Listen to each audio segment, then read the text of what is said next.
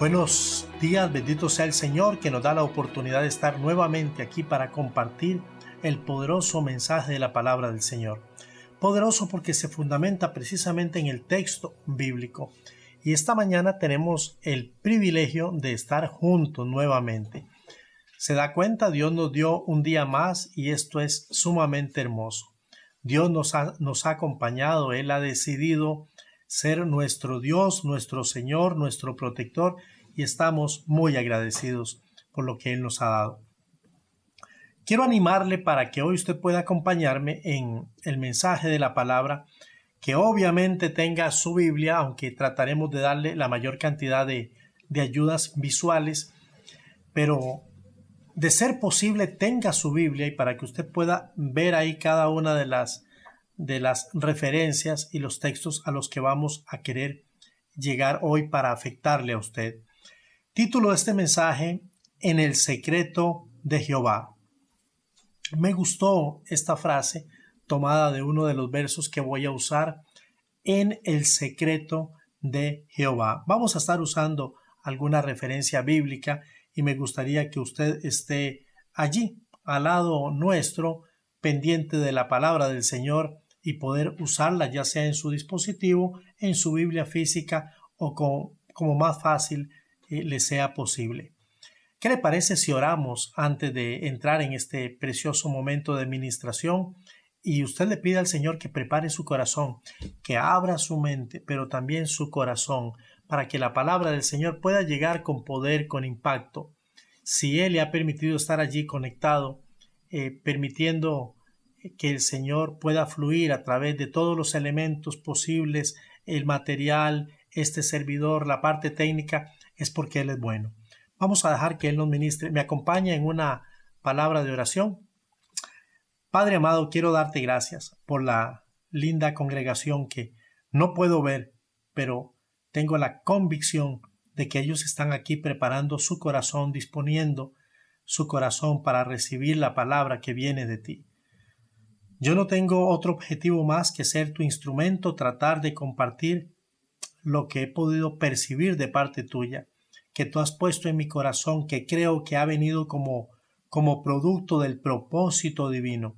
De otra manera, todo esto que está ocurriendo no habría ocurrido, sino porque tú lo has permitido. Tú tenías ya esto diseñado en tus planes, y aunque nos parezca muy nuevo, muy diferente, muy singular, ya tú lo habías planeado. Así que, por favor, háblanos, como dijo Samuel, porque queremos decir al igual que él dijo: tu siervo oye. Así que gracias por esta palabra. Háblanos, Señor, y ministra a tu iglesia. Oro por cada uno de ellos. Si hay alguien enfermo, pon tu mano, Dios, y haz el milagro como lo has hecho a través de esta semana. Si alguien tiene necesidad de pan, de abrigo, si alguien está en una situación difícil a nivel relacional, yo te pido que tú permitas que todos estos días y este tiempo sea un tiempo oportuno para que tú puedas sanar, restaurar y hacer cosas maravillosas, para respondernos con milagros en público. La honra y la gloria es para ti. Te bendigo y oro en el poder del Espíritu Santo. Y en el nombre de Jesús, amén y amén. Sí, amados, en el secreto de Jehová. Uno de los clichés más utilizados en estos últimos meses es el cliché que dice: quédate en casa. ¿Lo ha escuchado? Bueno, yo lo veo por todos lados y precisamente lo he visto mucho en las cadenas de televisión, ya sea los programas o en los diferentes espacios. Ahí está el cliché: quédate en casa, quédate en casa, quédate en casa. Yo me he tomado la atribución de tratar de meditar un poquito en lo que este cliché intenta decirnos. Aquí, por supuesto, hay un mensaje y el mensaje es básico: quédate en casa, no salgas de casa, métete en tu casa. Pero yo quise permitirme pensar sobre este cliché un poquito y decía yo, bueno, quédate en casa. Entonces se vinieron a mi mente, a manera de introducción, algunas preguntas. Por ejemplo, ¿por qué quedarse en casa? Algunos no nos gusta mucho quedarnos en casa. Quizá usted sea uno de los que esté diciendo, pero no quiero quedarme en casa. Es que la casa no me gusta, la casa me aburre. Bueno, Una de las razones es que estamos en un tiempo de pandemia, o sea, es un virus que ha venido a afectar a un país, a otro país, a otro país, hasta que tomó el mundo entero. O sea, esta es una situación mundial y tenemos que asumirla con el carácter, con la seriedad, con la importancia, con la relevancia que esto implica. Entonces, ¿por qué quedarnos en casa? Porque estamos en tiempo de pandemia. Sí, es un tiempo de contagio. Ok, la segunda pregunta que vino a mi mente fue, ¿cuánto tiempo debo de quedarme en casa? ¿Cuánto tiempo? Ok, ya entiendo que debo de quedarme en casa, pero por favor díganme, que alguien me explique cuánto tiempo. Bueno, el tiempo que sea necesario, el tiempo determinado por el gobierno. Yo quisiera decirle otra cosa, quisiera darle un aliento o quitar o poner algún tiempo así muy oportuno, pero el tiempo es el establecido por el gobierno, que en este momento es la autoridad que nos rige. Mire eso, es muy importante, es la autoridad que nos rige. Ahora, otra pregunta que vino a mi mente fue, ¿y para qué quedarme en casa? ¿Para qué? Ya sabemos por qué, ya sabemos por cuánto tiempo, por lo menos intentando responder de forma muy general, pero ¿para qué? Bueno, para ser responsables. Precisamente necesitamos ser responsables, responsables con nosotros mismos. O sea, usted tiene que ser responsable con usted mismo y también con el entorno que le rodea. Ese fue uno de los primeros mensajes, porque esta situación que vivimos es una situación exponencial, o sea, rápidamente se va a contagiar de una forma exponencialmente, o sea, se multiplica rápidamente. Y la última pregunta que hacía manera de introducción y que ya me conecta con el mensaje de hoy es, ¿qué quiere Dios que haga estando en casa? Ay, eso, cuando esa pregunta vino a mi mente, ¿qué quiere Dios que usted haga durante el tiempo que usted está en casa? ¿Qué quiere Dios que yo haga durante el tiempo que Él me permita estar en casa? Para esta pregunta, Dios arrojó una serie de ideas que considero válidas, frescas, urgentes, vitales y, sobre todo, indispensables para la iglesia del Señor en el tiempo presente. Entonces vamos aquí, tratando de pensar siempre, ¿para qué quiere Dios que nos quedemos en casa? ¿Para qué quiere Dios que la iglesia se quede en casa? ¿Para qué quiere Dios que las familias se queden en casa? ¿Para qué quiere Dios que usted y yo nos quedemos en casa? Bien, por lo menos intentaré dar con base bíblica algunas ideas que creo que son sumamente productivas y válidas para nosotros, y si las tomamos con seriedad, sé que van a edificar mucho nuestras vidas y las vidas de los nuestros. En primer lugar, o sea, número uno, tratando de responder a esta pregunta, ¿para qué quiere Dios qué quiere Dios, que yo haga ahora mientras estoy en casa? Porque el cliché me ha dicho, el gobierno me ha dicho, o sea, nuestra realidad nos ha dicho, quédate en casa. Bueno, ¿para qué? Ok, quédate en casa, número uno, porque Dios desea bendecir a los que se encuentran en gran necesidad desde su casa. ¿Escuchó?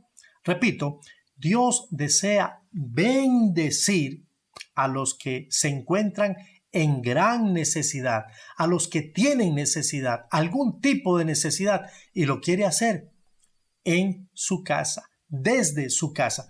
Tengo un texto que me gustaría compartir con usted. El primer texto se encuentra en el segundo libro de Reyes, capítulo 4. Yo tengo aquí dos versiones. Tengo la versión Reina Valera del 60 y tengo una versión que es la Nueva Traducción Viviente. Voy a permitirme usar la Nueva Traducción Viviente, y mientras usted encuentra el pasaje, segundo libro de Reyes, capítulo 4, nos cuenta una historia muy interesante. Recuerde, ¿qué quiere Dios que haga usted ahora que está en casa? Bueno, lo que Dios quiere es bendecirle, porque usted, al igual que el personaje que vamos a compartir, tiene necesidades de alguna índole, y yo quiero que analicemos juntos, este pasaje de manera un poquito rápida, pero bastante rica. Cierto día, la viuda de un miembro del grupo de profetas fue a ver a Eliseo y clamó: mi esposo, quien servía, ha muerto, quien te servía, ha muerto. Y tú sabes cuánto él temía al Señor. Pero ahora ha venido un acreedor y me amenaza con llevarse a mis 2 hijos como esclavos. Esta es una realidad bastante difícil. Estamos hablando de una viuda, una mujer que ha perdido su marido, que su marido ha muerto, es viuda. Y por ser viuda es una mujer ya de por sí marginada en el pueblo de Israel. El hecho de ser mujer ya era algo que le bajaba, digamos, si usted me permite, de categoría. Pero ahora no solamente mujer, sino viuda, marginada, y obviamente se encontraba en desventaja. Con las deudas que esta mujer tenía, quizá deudas que su mismo esposo había dejado, estaba a punto de que le quitaran sus hijos. Esto era parte de la ley. Si habían acreedores y los acreedores venían para cobrar y esta mujer no tenía la posibilidad de pagar, entonces iban a cobrar con lo que tuvieran. Y los hijos podían servir para trabajo. ¿Cómo puedo ayudarte? Versículo 2, preguntó Eliseo. Dime, ¿qué tienes en tu casa? ¿Qué tienes en tu casa? ¿Escuchó? ¿Qué tienes en tu casa? Y ella responde: no tengo nada, solo un frasco de aceite de oliva. Cuando estamos dentro de nuestro hogar, cuando estamos dentro de nuestra casa, allí encerrados, no sé por qué, quizá porque sea obvio, tenemos un mejor ángulo para poder realizar un inventario bastante eficaz, bastante efectivo, bastante real de aquello con lo que realmente contamos y de aquello que podemos decir es lo que no tenemos o con lo que no contamos. Entonces la pregunta de Eliseo: dime qué tienes en tu casa. Y ella dijo: no tengo nada, solo. ¿Escuchó? Aquí hay como una contradicción. No tengo nada, solo tengo un frasco de aceite de oliva. Entonces el profeta está diciendo: bueno, ¿tienes o no tienes? Si yo digo no tengo nada, nada es nada. Pero si digo no tengo nada, solamente ya allí hay una contradicción. Pero algo que es interesante y que rescato yo de esta respuesta de la mujer: no tengo nada, solo un frasco de aceite, es que usted y yo tenemos que tener presentes que Dios comienza siempre el milagro, o muchas veces comienza el milagro a partir de aquello que es lo que nosotros tenemos. Él toma la base porque Él se quiere glorificar. Él quiere que usted y yo reconozcamos primero qué tenemos. Muchos de nosotros vamos a levantar los hombros y a poner una carita triste y a decir: no tengo mucho, no tengo nada. Pero Dios quiere partir de allí para glorificarse y realizar grandes milagros. Versículo 3. Entonces Eliseo le dijo: pídeles a tus amigos y vecinos que te presten todas las jarras, entiéndase, recipientes, y que estos recipientes estén vacíos. Luego ve a tu casa. Esta es la parte que me gusta. Ve a tu casa con tus hijos y cierra la puerta. Es lo mismo que nos han dicho todos estos días. Quédate en casa, métete en tu casa, enciérrate en tu casa, y no solamente enciérrate solo, sola, sino enciérrate, métete con los tuyos. Esto sugiere intimidad, esto sugiere un trabajo con el núcleo de las familias. El gobierno no nos da ni siquiera la oportunidad de poder interactuar con nuestra familia extensiva. Por lo menos no legalmente. Podemos hacerlo y podemos decir: ellos sanos, yo soy sano, cojo el carro, llego allá, no me expongo, pero no es lo que el gobierno está diciendo. El gobierno está diciendo, como bien le dijo el profeta a esta mujer: ve a tu casa con tus hijos, tu núcleo, tu familia nuclear, ese círculo íntimo, y luego entra allí y cierra la puerta. Una vez que hayas recogido todos esos recipientes, esto llama mi atención. ¿Qué va a hacer el profeta? ¿Qué quiere hacer el profeta? Pero recuerde que el profeta es tipo de Dios. La instrucción era sumamente clara. Necesitas muchos recipientes. Los recipientes se utilizan para echar algo. En este caso, el profeta ya tiene en mente que esos recipientes van a dejar de estar vacíos para cambiar su estado y van a estar probablemente llenos. Esto significa milagro. Esto significa abundancia. Métete en tu casa, no en la casa de tu vecino ni de tu vecina, de tu amigo, de tu amiga, tu abuelo, tu abuela, no, en tu casa. Quédate en casa con los tuyos y cierra la puerta. Vierte, versículo siguiente, verso 4, continuando, vierte en las jarras el aceite de oliva que tienes en tu frasco y cuando se llenen, ponlas a un lado. O sea, ve llenando una, otra y otra y cuando estén llenas las vas apartando. Recordemos que el aceite es tipo del Espíritu Santo. Dios está a punto de derramar una bendición tan grande, y esa bendición tiene características espirituales. Usted se va a dar cuenta de qué le estoy hablando en 2-3 versículos más. Entonces ella hizo, eso me gusta, ella hizo lo que se le indicó. Ella hizo lo que se le indicó.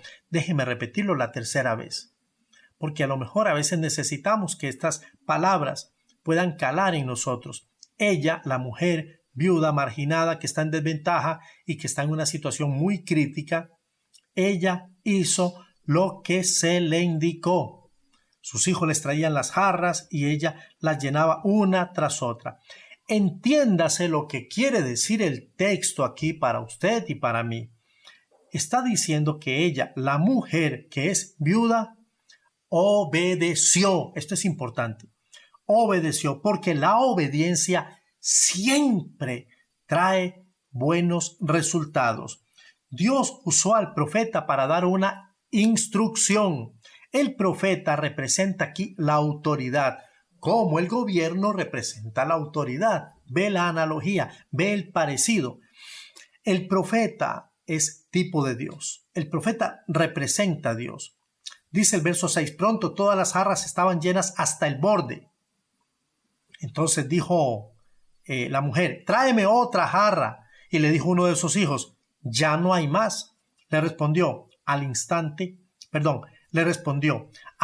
el aceite de oliva dejó de fluir. Ya no hubo más aceite. ¿Sabe por qué? Porque ya los recipientes estaban llenos y estaban llenos hasta arriba. El milagro se había hecho. O sea, todo lo que antes estaba en la casa, ahora había cambiado de estado. Primero estaban vacías esas vasijas, esos recipientes, pero ahora estaban llenas y hasta arriba. Bendición, pero una bendición que comienza con el elemento espiritual. La obediencia siempre trae grandes dividendos. El encierro con Dios, aunque usted tal vez no lo entienda, o yo no lo entienda, o no nos guste, o no lo aceptemos, el encierro con Dios siempre trae bendiciones abundantes. Estar en casa nos enseña y nos permite ver la mano de Dios. Muchos de los testimonios de ustedes que me han compartido y han compartido a otros, e incluso en las redes, están diciendo, Dios ha sido bueno, Dios nos ha bendecido. Antes podía todos los días ir a buscar qué comer, pero Dios ahora está usando ángeles, está usando cuervos, está usando nuestra familia, está usando la iglesia. Dios es bueno, Dios no nos ha abandonado. Y cuando hemos tenido necesidad de salir, Él pone un ángel que nos lleve y nos traiga. Porque estar en casa no es tan malo. Estar en casa nos permite ver la mano de Dios. Esta familia estaba, mire qué interesante. Esta familia tal vez antes no, pero ahora estaba junta y unidos. Estaban verdaderamente unidos y estaban trabajando en equipo. Eso hace falta. Las familias nos hemos individualizado. Muchas veces todos estamos en el mismo lugar y cada uno haciendo algo completamente diferente. Pero esta experiencia le permitió a esta familia estar junta, unida y hacer un trabajo en equipo. Eso implica tolerancia y aceptación. Cuando ella, verso 7, le contó al hombre de Dios lo que había sucedido, él le dijo, entonces Eliseo le dijo, ahora vende el aceite de oliva y paga tus deudas, y tú y tus hijos pueden vivir de lo que sobre.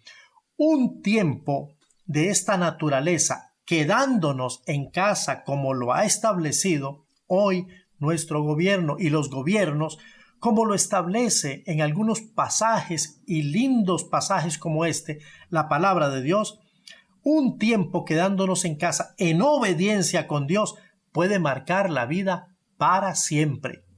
Un tiempo quedándonos en casa nos da bendición y además permite que seamos bendición para otros. No solamente nos bendice, sino que podemos ser bendición para otros. Esta familia, yo le aseguro, no volvió a ser nunca la misma a partir de esa experiencia. Quedarse en casa es bueno, porque cuando nosotros nos quedamos en casa, podemos entonces disfrutar de las bendiciones que Dios tiene para nosotros, que estamos en grandes necesidades en muchos de los casos. En segundo lugar, quedarse en casa es bueno porque nos previene del juicio divino. Esto es muy interesante. Las redes sociales han potencializado una cita bíblica que se encuentra en Isaías capítulo 26, versículo 20.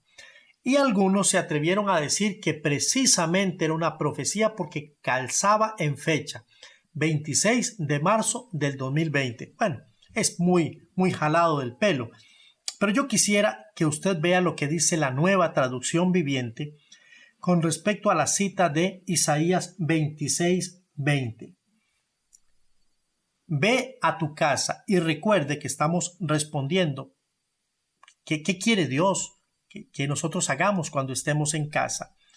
¿Por qué? ¿Para qué? Y dijimos, quédate en casa porque esto previene el juicio divino. Mire el texto.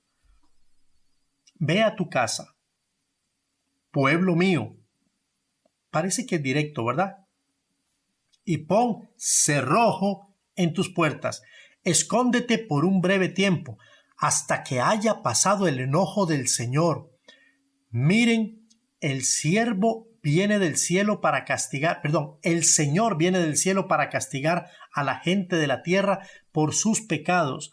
La tierra no seguirá escondiendo a los asesinados, la sacará a la vista de todos. En Reina Valera del 60 dice un poquito diferente. Anda, pueblo mío, entra en tus aposentos, cierra tras ti tus puertas. Escóndete un poquito por un momento en tanto que pasa la indignación.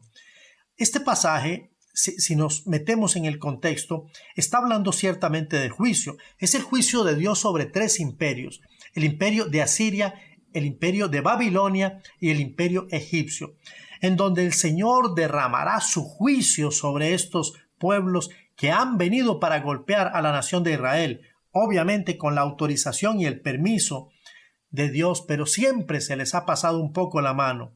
Y es justo reconocer que cuando el Señor le dice al pueblo, en esta versión me gusta mucho, ve a tu casa, pueblo mío, y enciérrate, y cierra, pon cerrojo a tus puertas, escóndete por un breve tiempo. ¿Dónde? En tu casa, donde nos están sugiriendo que debemos quedarnos. Quédate en casa. Bueno, ¿qué encuentro yo en la casa? Cuando pienso en la casa, pienso que la casa o el hogar es un lugar donde nos damos una tregua, una pausa. Es un lugar de protección ¿de qué? Del juicio divino, pero también de los enemigos. La casa es un lugar donde podemos traer nuestras cargas. Todos los días podemos llegar a casa y descansar y allí entregar nuestras cargas. Pero también es un lugar donde podemos traer nuestros dolores, aflicciones, y es un lugar donde podemos claramente exponer nuestros pecados y buscar el perdón de Dios. ¿Por qué? Porque es un lugar íntimo. Y finalmente, para disfrutar de la presencia de Dios, la casa tiene todos todas esas características. Y aquí el Señor está diciendo que es importante estar en casa porque nos previene de los juicios divinos. Y este es un caso muy particular. En casa vamos a tener protección.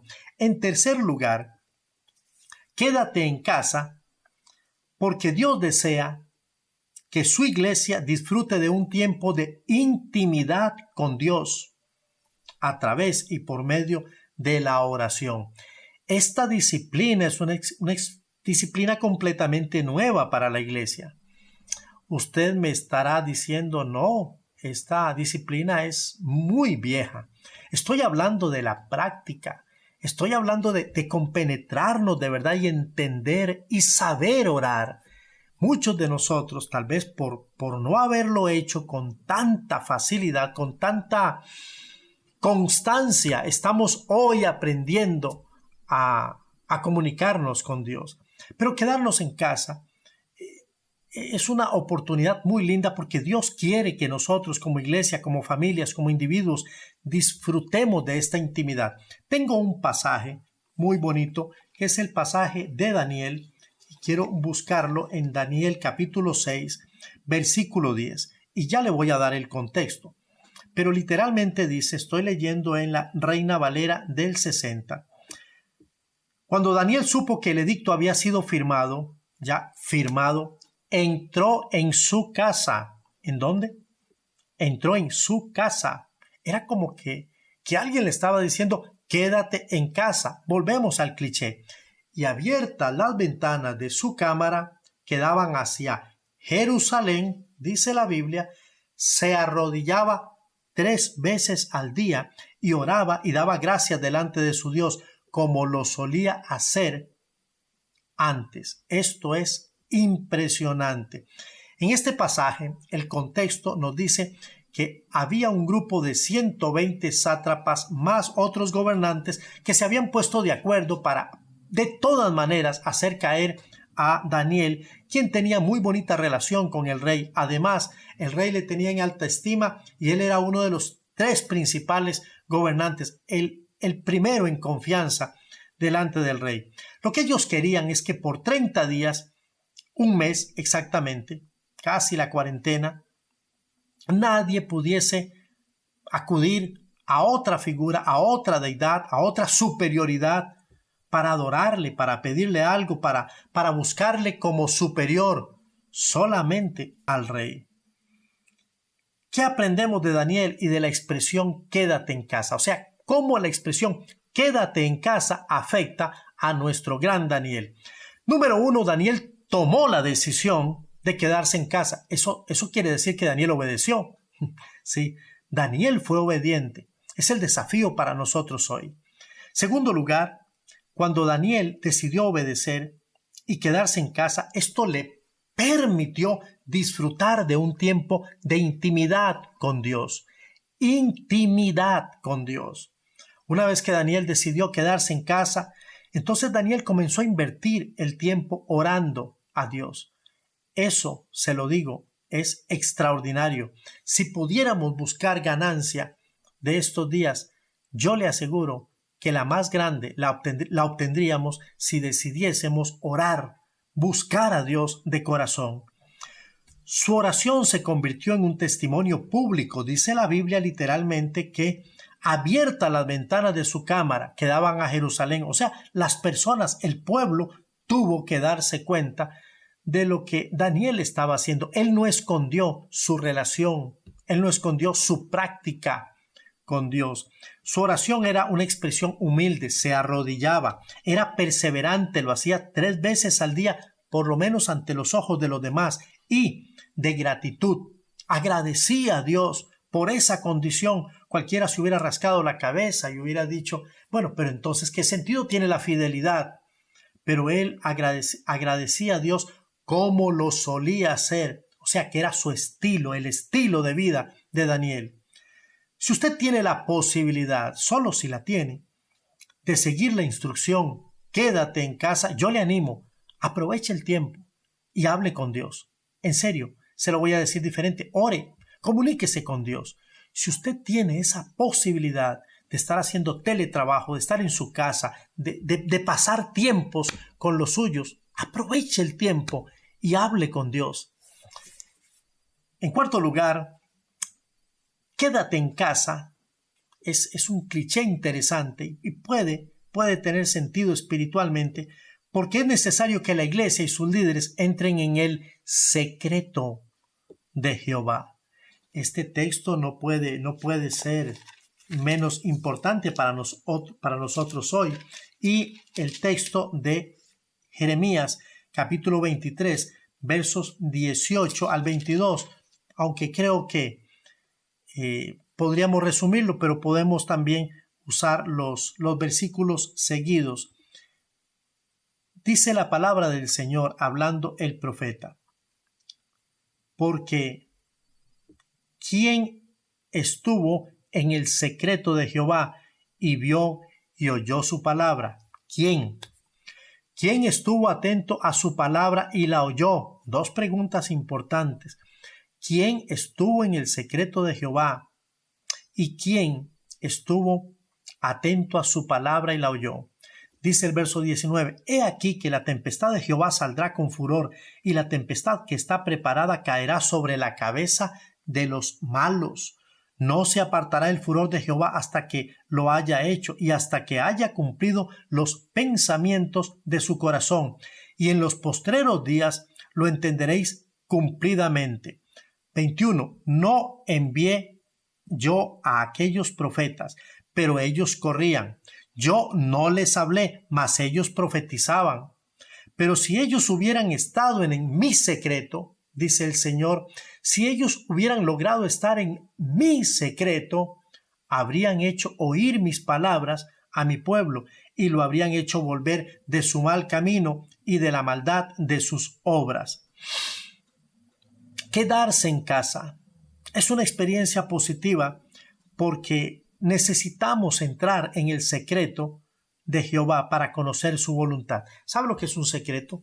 Un secreto es algo que se comparte de una manera muy íntima. Es casi que se comparte al oído, en una relación muy cercana. Entonces, para entrar en el secreto de Jehová, tenemos que estar cerca de él.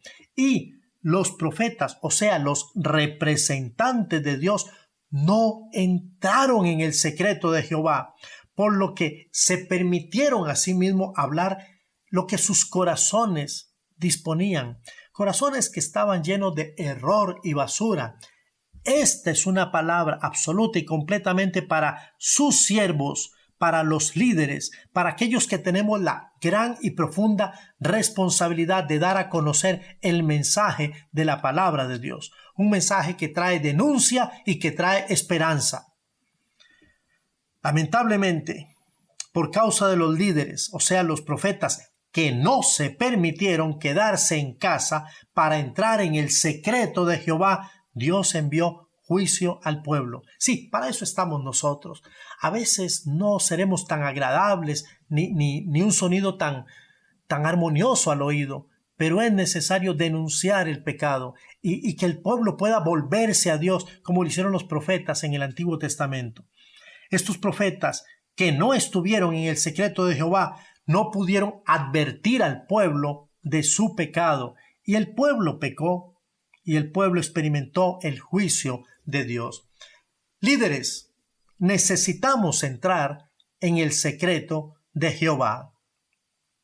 Finalmente, y en quinto lugar, quédate en casa es un cliché interesante porque Dios desea que su iglesia ore en secreto para luego recompensarle en público. ¡Qué bueno es Dios! Dios viene y nos dice: cuéntenme, no importa en voz baja, aquí en la intimidad, aquí donde están en casa. Ha sido hoy la realidad, ha sido la condición. Alguien les dijo: quédate en casa. Bueno, si ya la instrucción está dada, aprovechen el tiempo y cuéntenme en secreto, porque yo les voy a recompensar en público. Alabado sea el nombre de Jehová. Dice Mateo capítulo 6, versículo 6. Mas tú, cuando ores, entra en tu aposento, o sea, dentro de tu casa, y cerrada la puerta, ora a tu Padre que está en secreto, y tu Padre que ve en secreto te recompensará en público. Una de las recompensas más grandes que nos da la oración, y creo que es la más grande, cuando nosotros entramos en el secreto de Jehová, es el conocimiento de nuestro Dios, conocer a Dios de verdad, verle cara a cara y conocer su corazón, su misericordia, sus juicios, su ira. Estamos allí y podemos conocerle cara a cara. La Biblia nos recuerda, la vida eterna es que te conozcan a ti, que te conozcan a ti. Eso es la vida eterna. Al único Dios verdadero y a Jesucristo a quien has enviado. Conocer a Dios se logra única y exclusivamente mediante la intimidad, en la intimidad de una relación. Y cuando lo logramos, entonces podemos conocer su verdad. Conocer en el contexto bíblico connota dos ideas, comunica dos ideas por lo menos fundamentales. La primera, el conocer en la Biblia implica intimar. Conocer es una relación al desnudo. Significa que no hay nada que nos pueda impedir un trato cercano. Es estar en contacto directo, si a usted le gusta más la frase. O sea, es más que un mero conocimiento intelectual. Tengo dos ejemplos. La Biblia dice, conoció Adán a su mujer.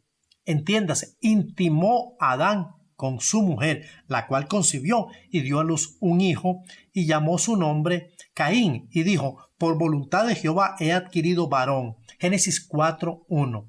Aquí el verbo conocer significa intimar. En el otro pasaje, Mateo 1:25, ahora está hablando de José y de María, pero no la conoció, no intimó, no tuvo relaciones íntimas hasta que dio a luz a su hijo primogénito y le puso por nombre Jesús. El concepto aquí es intimar, pero el otro sentido de conocer al que se refiere la Biblia comunica la idea de tener un amor profundo, un sentimiento profundo de amor. Cuando yo conozco a alguien es porque yo he logrado amar a esa persona, pero de una manera especial, singular. Tengo algunos ejemplos en Éxodo 33:12. Y dijo Moisés a Jehová, era el momento cuando ya Moisés iba a entrar a Egipto nuevamente para hacer libre al pueblo. Y dijo Moisés a Jehová, mira, tú me dices a mí, saca este pueblo, y tú no me has declarado a quién enviarás conmigo. Sin embargo, tú dices, yo te he conocido. Aquí el conocido es yo te he amado por tu nombre. Y has hallado también gracia ante mis ojos, dice el Señor. Qué relación más linda tenía Moisés con Jehová, una relación de amor, un amor precioso por el conocimiento que había entre ambos. Esta misma figura es la que encontramos en Romanos 9:13 cuando nos habla de Jacob y dice, como está escrito, a Jacob amé, entiéndase, a Jacob conocí, mas a Esaú aborrecí, no lo conocí. Y un ejemplo más lo encontramos en Primera de Juan 3:1. Me encanta este texto. Mirad cuál amor nos ha dado el Padre para que seamos llamados hijos de Dios. Por esto el mundo no nos conoce, porque no le conoció a Él. No nos ama porque no amó a Dios. Dios quiere esa relación íntima allí en lo secreto. Cuando vamos a buscar en lo secreto, Él nos va a recompensar en público. Eso es lo bueno de estar en casa. Podemos concluir que el cliché quédate en casa no es tan malo.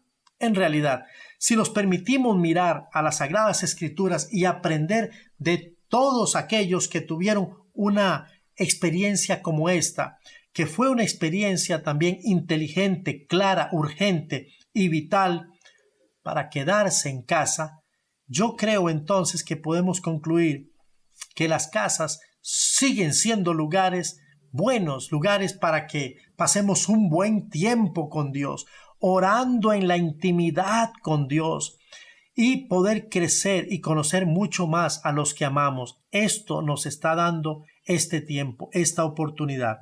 Necesitamos conocer a Dios y conocerlo en la intimidad, como bien lo dijo el profeta Jeremías, en el secreto de Jehová. Clamar secretamente a nuestro Dios y tener la convicción de que Él nos responda en público, eso es asertivo, yo se lo aseguro.